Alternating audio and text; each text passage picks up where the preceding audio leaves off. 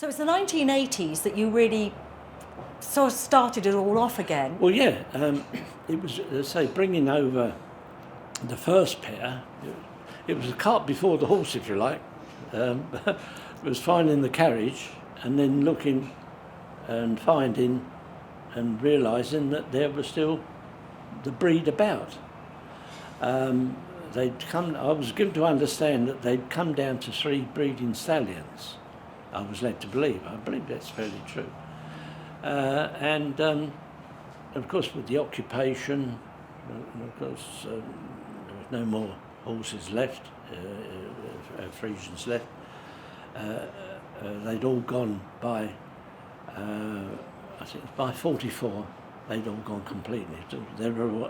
They were being kept on through a bit of really nostalgia, really. And as I say, it was finding that, yes, they were still about. Myself and my 2 sons, another chap we had at the time,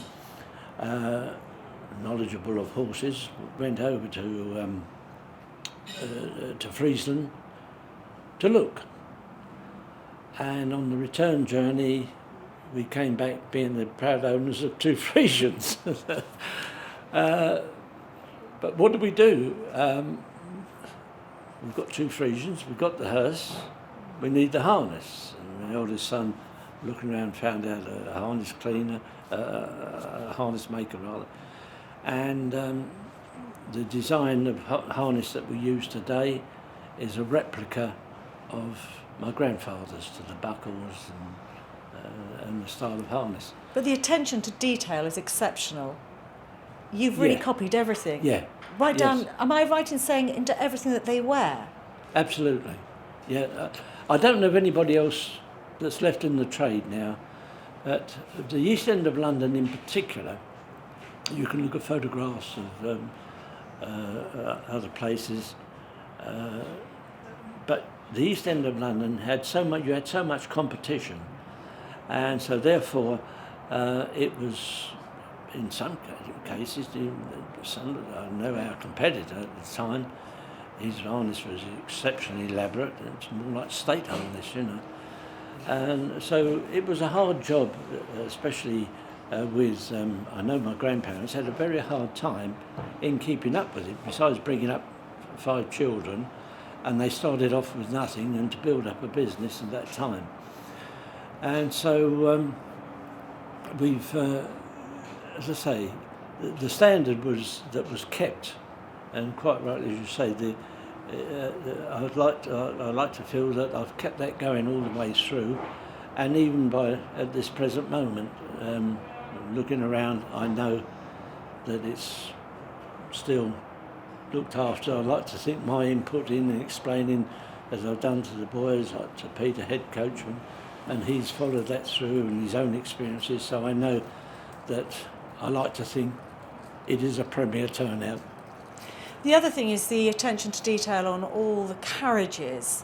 They're all authentic. Yes. Yeah, why is that so important? Because to me, again, and people around me, it's keeping up tradition. It can be very expensive, but it's nice to feel that you're going out with good carriages of interest. They've got different makers, they've got different styles in them, and I think there's something about the way they were built. They're all hand built. Today we carry on with our own restorer, again from a family that has always dealt with carriages, but David in particular now. I think you've seen this morning, again, his attention to detail. There's no hand brushing, I beg your pardon, there's no spraying, I should say, just with brushes, his gold leafing and that, the lining on the coaches in particular. The lining, again, goes back to my grandfather's, and I well remember that, and when it came to lining, I said to David at the time to give me an idea. He brought out different colours, and as I say, and I know, yes, that it's exactly as grandfather had it, and now I remember it from a child to my working days with them. What is, I think, they are in a way so lucky that they have you because you have an actual memory of it. But what about for the future? What do you see for the future? Because your business has seriously grown with the horses. Oh yeah.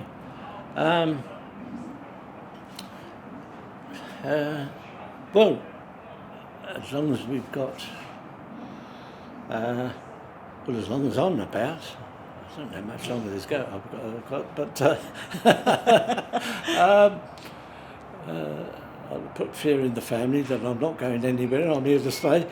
But yes, I think people today, it's surprising, the amount of funerals that we do with horses. And even, we're asked for vintage motor cars, which we have quite a collection of. There's a lorry here today that goes out quite frequently. Even I'm amazed that, the requests that you get. So, how can I put it? There's never a dull moment, for want of a better phrasing.